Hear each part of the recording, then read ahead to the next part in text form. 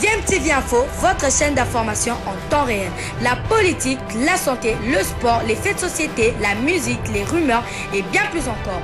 Vous découvrirez cela dans notre chaîne DMTV Info.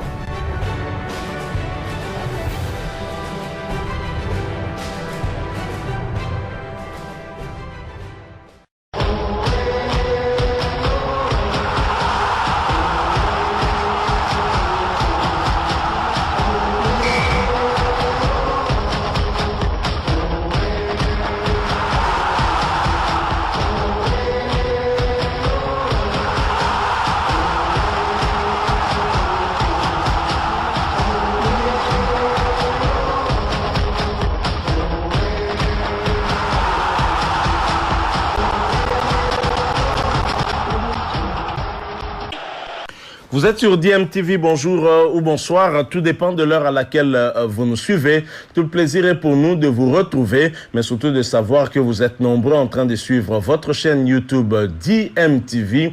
DMTV qui vous propose un petit tour d'horizon sur les performances de quelques Congolais. Notamment, nous allons au Maroc, en Botola, le championnat marocain de première division, où deux internationaux congolais qui sont d'ailleurs repris sur la liste des 32 joueurs sélectionnés par Daouda Loupembe, deuxième assistant du sélectionneur national de la RDC, Hector Raoul Cooper. Il s'agit de Ben Malango et de Fabrice Ngoma, sociétaires de Raja Club Casablanca, qui ont offert une victoire importante à leur club en déplacement dans le cadre du championnat marocain de première division.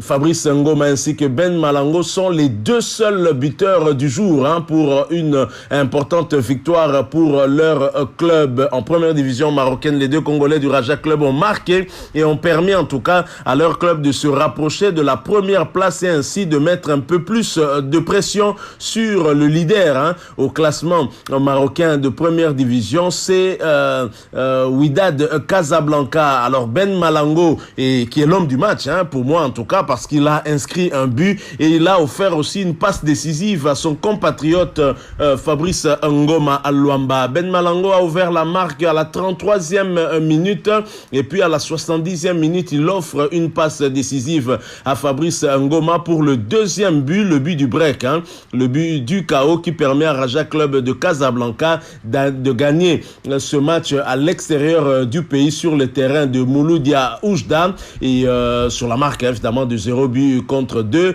Une victoire importante parce qu'au classement, quoique Raja Club avec une journée en plus, puisque Raja jouait sa 17e journée, alors que le leader Wydad Athletic Club Casablanca est à 16 journées et devant avec 34 points. Raja Club s'est rapproché à 1 point du leader. Cela dépendra maintenant du prochain match de Wydad Casablanca. Alors, à noter que cette victoire est d'autant plus importante parce que ça constitue aussi, une préparation pour ce match important des quarts des finales retour de la Coupe de la Confédération africaine de football, où le Raja Club va accueillir l'équipe sud-africaine d'Orlando Pirates. Je rappelle qu'à l'aller, les deux clubs s'étaient séparés 2-2 par un score nul de 1 but partout. C'était le 16 mai dernier et le match retour c'est déjà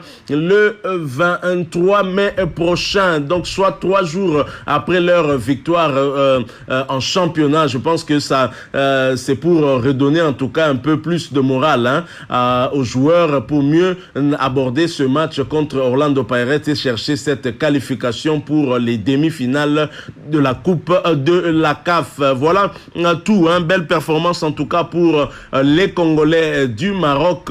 Alors de deux Congolais à un autre, nous allons cette fois, nous restons en Afrique bien évidemment, nous allons du côté de la Tanzanie où nous allons retrouver Rosen Toussila, un ancien sociétaire de l'ASV Club qui a également participé à la victoire de son club le Young Africans et Young Africans qui a ramené en tout cas 3 3 points très précieux de son déplacement du côté de JKAT au terme d'un match très disputé.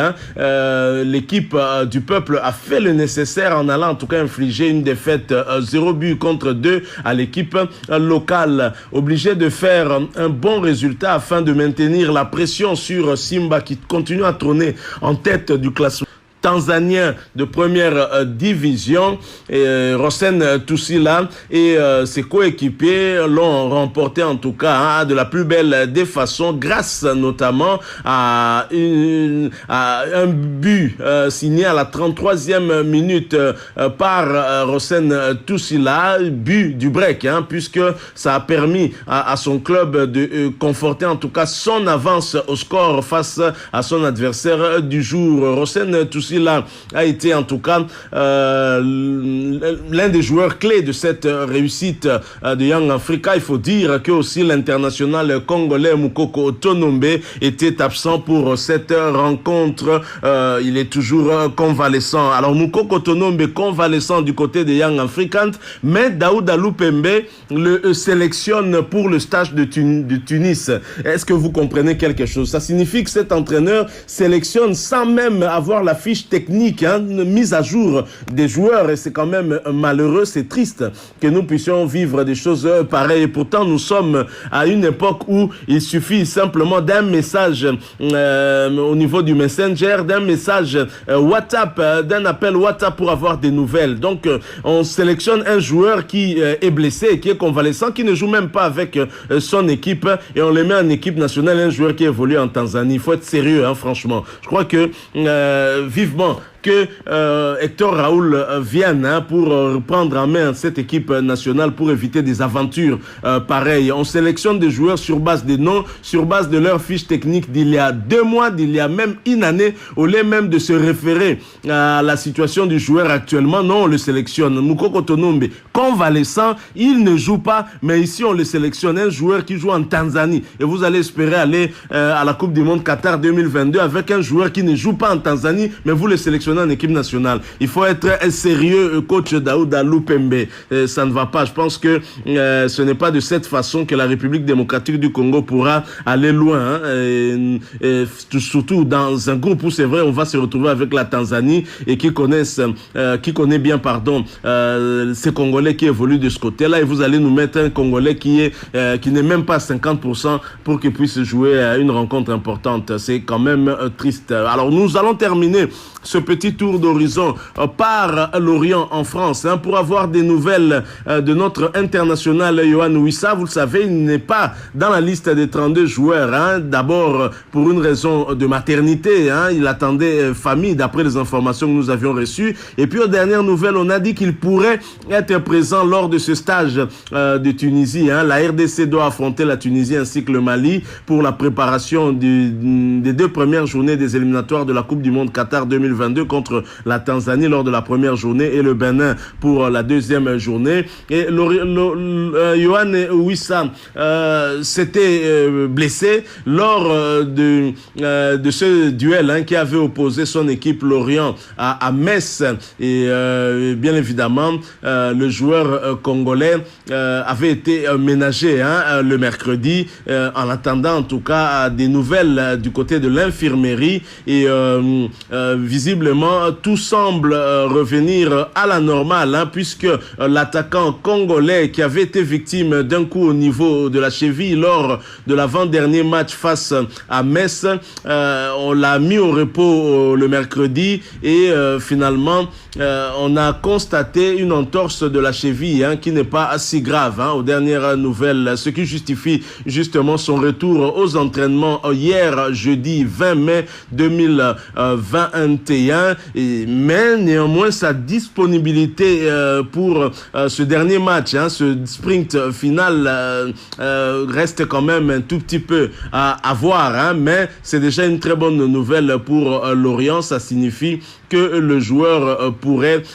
participer à ce dernier match très important pour confirmer le maintien de Lorient. C'est à la dernière journée vraiment que cette équipe devra se battre. Donc nous espérons bien évidemment aussi que le joueur aura récupéré sa pleine forme pour le match du dimanche prochain. Alors Yohan Wissa, c'est quand même 11 buts et 4 passes décisives. Inutile de vous dire l'importance de ce joueur dans son club. Donc c'est un joueur très très important et sa blessure avait beaucoup en tout cas inquiété son staff technique. Mais visiblement ça va mieux puisque hier il a repris les entraînements, même si un de ses coéquipiers avait dû quitter les entraînements un peu de manière précipitée à cause aussi d'un problème de blessure toujours. Donc voilà les nouvelles que nous avons voulu partager avec vous, les nouvelles des Congolais. D'abord, félicitations à nos 2 internationaux qui évoluent du côté de Raja Club, qui ont donné une belle victoire à leur club à l'extérieur en championnat marocain de première division. Rosen Toussila qui donne également la victoire à son club en inscrivant le but du break. 2-0 également obtenu à l'extérieur du pays. Et Yohan Wissa, bonne nouvelle, il est de retour à l'entraînement. On espère le voir dimanche prochain lors de cette dernière rencontre de son équipe, rencontre du championnat championnat français de première division. Merci à vous qui nous avez suivis. Si vous avez aimé, laissez-nous un maximum de j'aime, likez donc cette vidéo, partagez avec nous votre point de vue sur ce sujet. Si vous avez quelque chose à nous dire, laissez-le en commentaire. Abonnez-vous s'il vous plaît si vous êtes nouveau dans cette chaîne DMTV. N'oubliez pas d'activer la notification juste en cliquant sur cette petite cloche qui vous permettra de ne plus rien manquer des prochaines vidéos que nous allons vous proposer. Encore une fois, merci à vous. Nous espérons vous retrouver très bientôt avec un autre sujet d'actualité. En attendant, portez-vous bien et DMTV vous dit au revoir.